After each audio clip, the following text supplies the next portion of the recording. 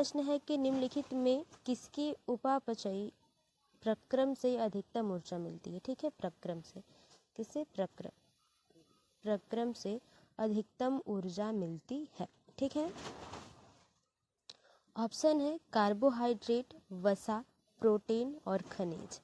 तो पहले का जो सही आंसर हो जाएगा वो वसा हो जाएगा। कहने का मतलब है कि वसा का जब पाचन होता है शरीर में तो इससे अधिक ऊर्जा जो है प्राप्त होती है, ऊर्जा अधिक प्राप्त होती है। किससे? वसा से। इन ऑप्शन में से वसा जो है सबसे बढ़िया ऑप्शन रहेगा। ठीक है ना। अब बात कर ली जाए वसा के बारे में थोड़ी सी, तो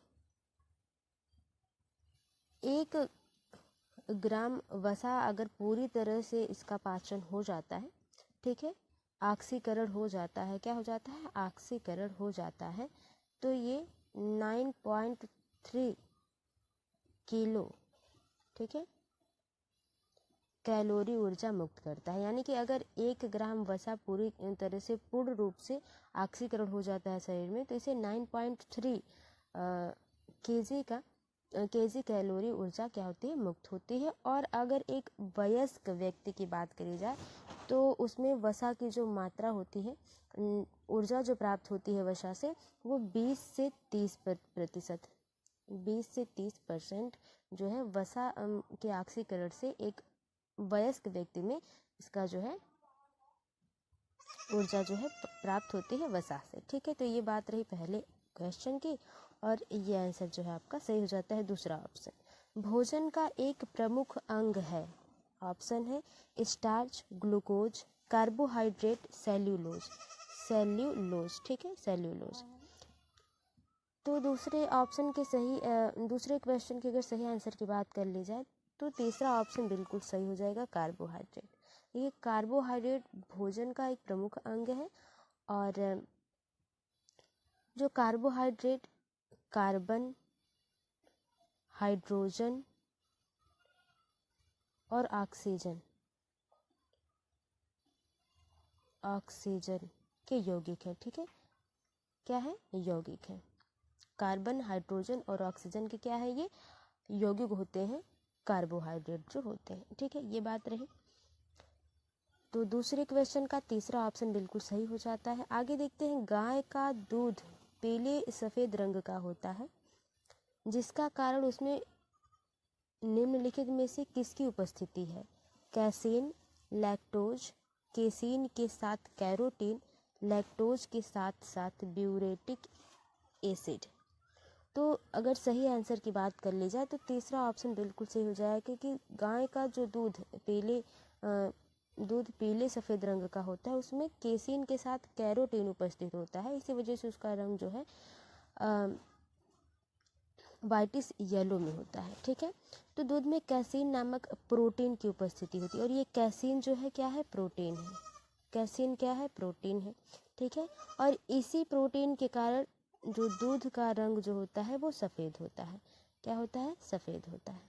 ठीक, और गाय का जो दूध होता है वो हल्के पीले रंग का होता है और पीले रंग की उपस्थिति कैरोटीन की वजह से हो जाती है। ठीक है, और कैरोटीन हाइड्रोकार्बन होता है। क्या होता है? हाइड्रोकार्बन होता है।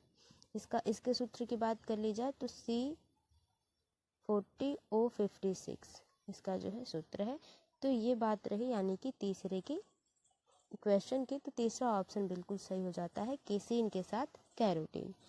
अगले क्वेश्चन की बात कर ली जाए चौथे की, कि निम्नलिखित में से कौन सुमेलित नहीं है, कौन सा सही नहीं है सुमेलित? ठीक है, क्लोरोफिल मैग्नीशियम, हीमोग्लोबिन आयरन, खाने का नमक सोडियम, कपड़े धोने का सोडा पोटेशियम। तो इसमें से जो सही सुमेलित नहीं है चौथे का वो है कपड़े धोने का सोडा पोटेशियम। ठीक है, तो कपड़े धोने का सोडा के यहाँ क्या हो जाएगा? Sodium carbonate. क्या हो जाएगा? Sodium carbonate. क्या सही होगा? Sodium carbonate. ठीक है, कार्बोनेट। और खाने के नमक की बात कर ली जाए तो सोडियम क्लोराइड हो जाता है। सोडियम ही सिर्फ नहीं, सोडियम क्लोराइड हो जाता है। ठीक है, ये बात। और सारे ऑप्शन बढ़िया हैं, तो जो नहीं है वो चौथा ऑप्शन ही हो जाता है।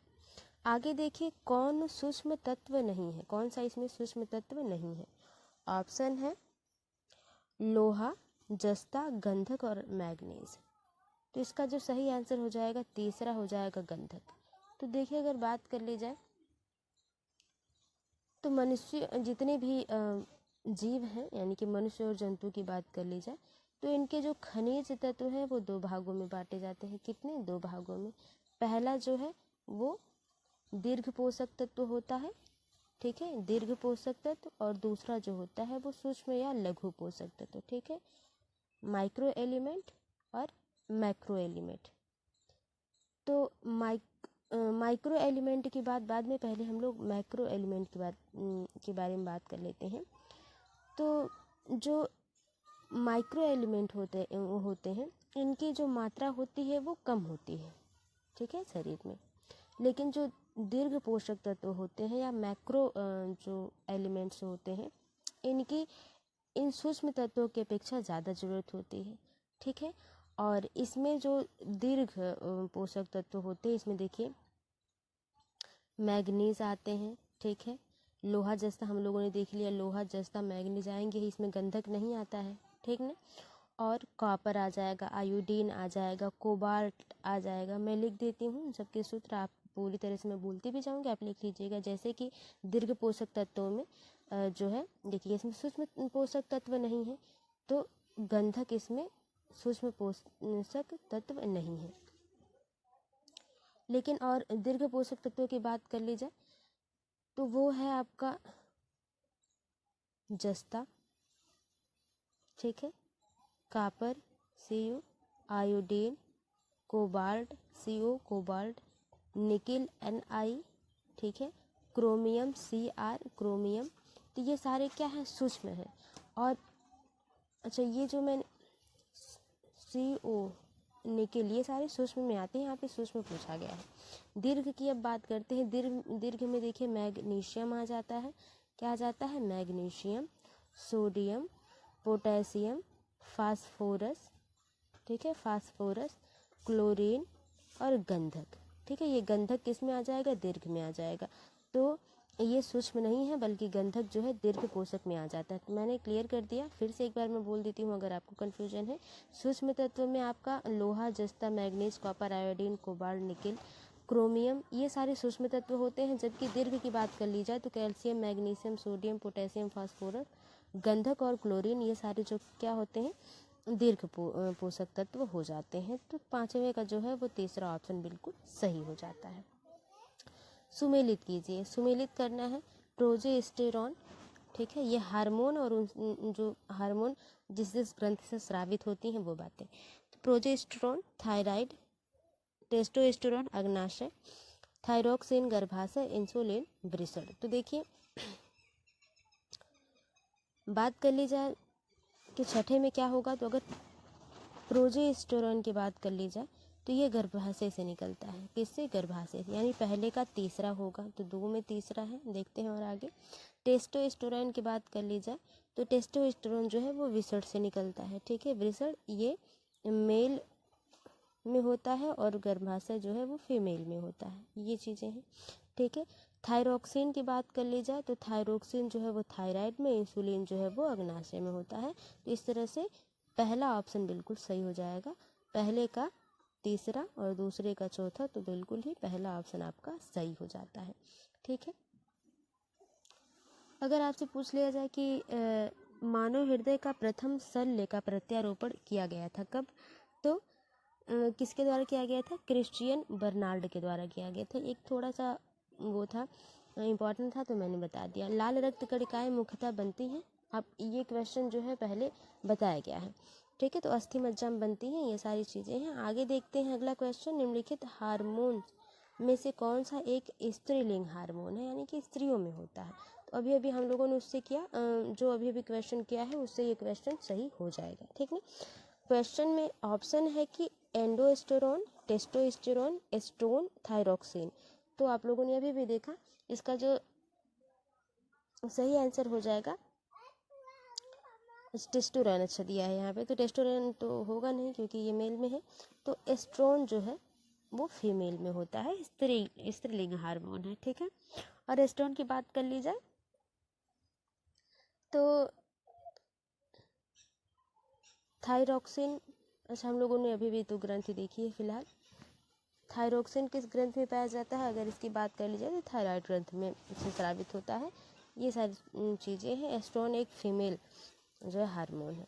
कौन सा हार्मोन लड़ो और उड़ो हार्मोन कहलाता है, ठीक है, लड़ो और उड़ो हार्मोन कहलाता है। Insulin, adrenaline, estrogen, oxytocin. तो 8वें के सही आंसर की बात कर ली जाए तो एड्रेनलिन जो है वो सही आंसर हो जाता है, 8वें का दूसरा, ठीक है। एड्रीनेलिन को और भी एक एपिनेफ्रिन भी कहा जाता है, एपिनेफ्रिन भी कहा जाता है, ठीक है।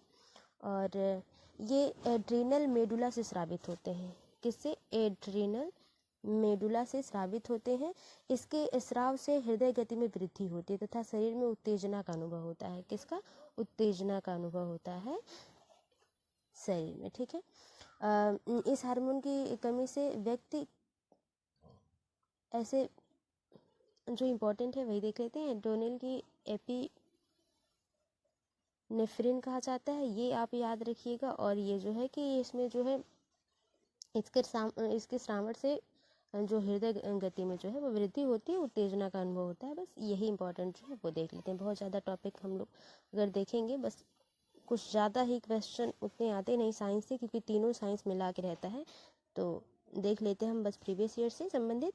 तो परितृप्ति एवं प्यास के केंद्र मानव मस्तिष्क के निम्नलिखित में से किस भाग में अवस्थित है? अग्र मस्तिष्क, हाइपोथैलेमस, मेड्यूला, ऑप्टिकल लॉब। तो 9वें का जो सही आंसर है वो हो जाएगा हाइपोथैलेमस, ठीक है। मानव के मस्तिष्क में जो परितृप्ति और प्यास का जो केंद्र है वो मानव मस्तिष्क के हाइपोथैलेमस से होता है, ठीक है। जैसे कि भूख, प्यास, ताप का नियंत्रण, घृणा, प्रेम, ये सारी चीज़ें जो है वो हाइपोथैलेमस में होती हैं, ठीक है। आगे देखते हैं। इंसुलिन का उत्पादन किया जाता है आइलेट्स ऑफ लैंगरहंस द्वारा, पीयूष ग्रंथि द्वारा, थायराइड ग्रंथि द्वारा, एड्रिनल ग्रंथि द्वारा। तो 10वें के सही आंसर की अगर बात कर ली जाए तो पहला ऑप्शन बिल्कुल सही हो जाएगा, आइलेट्स ऑफ लैंगरहंस द्वारा, ठीक है। जो है ये इंसुलिन का एक हार्मोन है और इसका जो उत्पादन है इंसुलिन का वो अग्नाशय में होता है। अग्नाशय में किससे? लैंगरहंस की दीपिकाओं से होता है। ये लैंगरहंस जो है दीपिकाओं से, इसकी दीपिकाओं से होता है, ठीक है ना। आगे देखते हैं।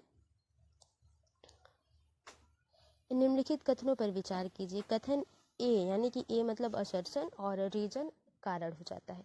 सोते समय तीव्र प्रकाश अवांछनीय होता है, ठीक। कथन है ये। कारण क्या है कि तीव्र प्रकाश में शरीर में मेलाटोनिन का उत्पादन अधिक होता है। ऑप्शन देख लेते हैं, पहले देख लेते हैं क्या सही है क्या गलत उसके हिसाब से।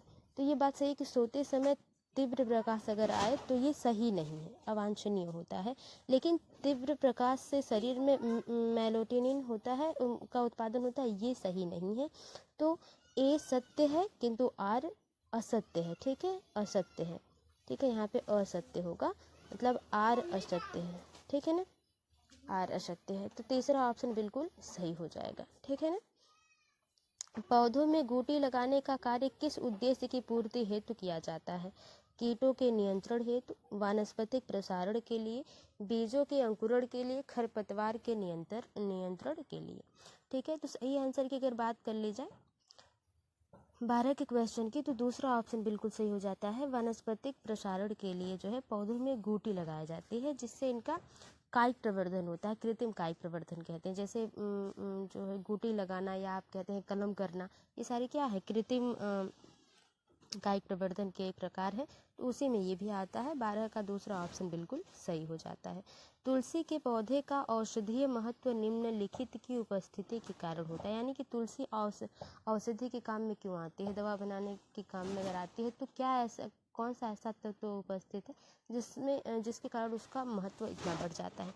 अकार्बनिक अम्ल, कार्बनिक अम्ल, फिनोल एवं फ्लेवोनाइड, लिथियम बाइकार्बोनेट।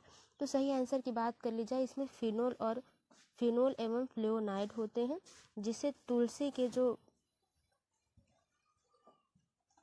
औषधि महत्व बढ़ जाता है इससे, ठीक है। और तुलसी की बात कर ली जाए तो इसको आसिमम सैक्टम भी कहा जाता है। तुलसी को क्या कहा जाता है? आसिमम सैक्टम, ठीक है। और इसमें जो महत्वपूर्ण फाइटो रसायन पाए जाते हैं, कौन सी? फाइटो रसायन पाए जाते हैं। और इसमें जो है आक्सीकारक की जो प्रतिरोधी क्षमता है वो बढ़ जाती है, ठीक है ना। और इसमें देखिए अभी अभी हम लोगों ने क्या, फिनोल फ्लेवोनॉइड ये तो पाया ही जाता है, सैपोनिन पाया जाता है, ग्लाइकोसाइड पाया जाता है, ये सारी चीज़ें उपस्थित होती हैं जिससे इसमें औषधि गुण आते हैं। तो 13वां का तीसरा ऑप्शन बिल्कुल सही हो जाएगा। आगे देखते हैं निम्नलिखित युग्म में से कौन सा सही सुमेलित है? चुकंदर, चीनी, शहद, ग्लूकोज और फ्रक्टोज, कपास, सेल्यूलोज, ठीक है, दुग्ध, लैक्टोज।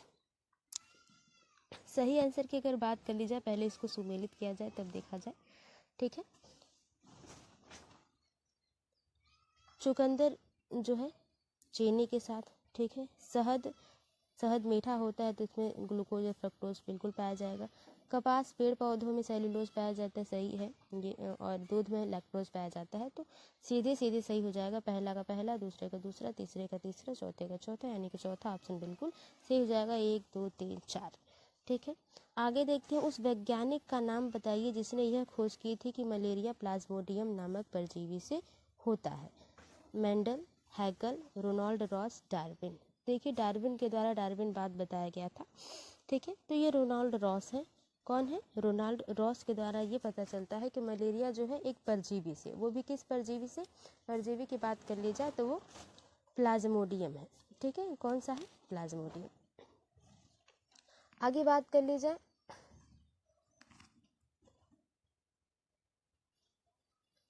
अगले क्वेश्चन की। सिलिकोसिस एक है, कौन सी बीमारी है? ये तो डिजीज तो है, लेकिन कौन सी डिजीज है? गुर्दा संबंधित बीमारी, यकृत संबंधित बीमारी, फेफड़े संबंधित बीमारी, अव्यवस्थित तंत्रिका, ठीक है। तांत्रिक कहाँ से हो गया? तंत्रिका।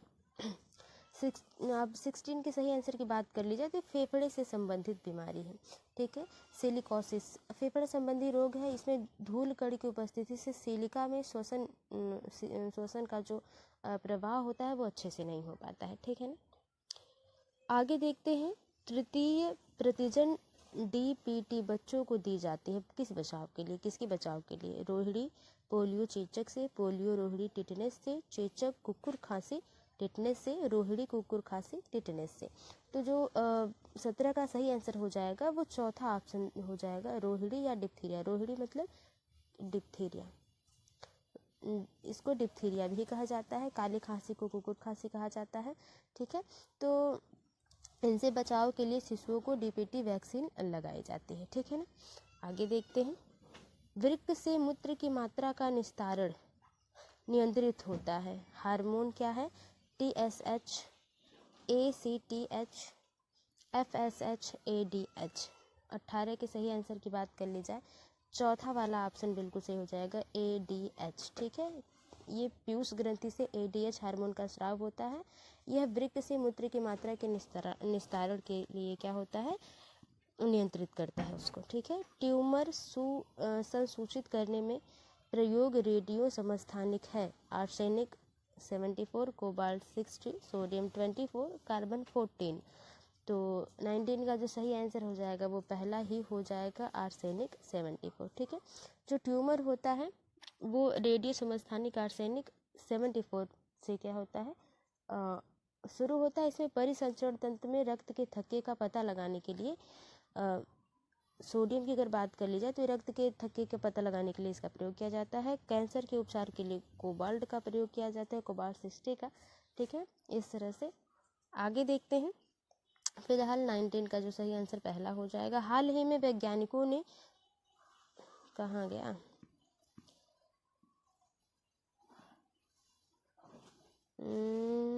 हाल ही में वैज्ञानिकों ने उस प्रोटीन की खोज कर ली है जो मस्तिष्क के खतरनाक रोग अल्जाइमर को उत्पन्न करता है।